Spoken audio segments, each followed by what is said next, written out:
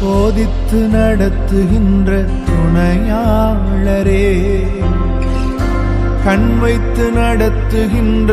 ஆலோசகரே, போதித்து நடத்துகின்ற துணையாளரே, கண் வைத்து நடத்துகின்ற ஆலோசகரே, வலப்பக்கம் சாய்ந்தாலும் இடப்பக்கம் சாய்ந்தாலும் வழி இதுவே என்று நடத்து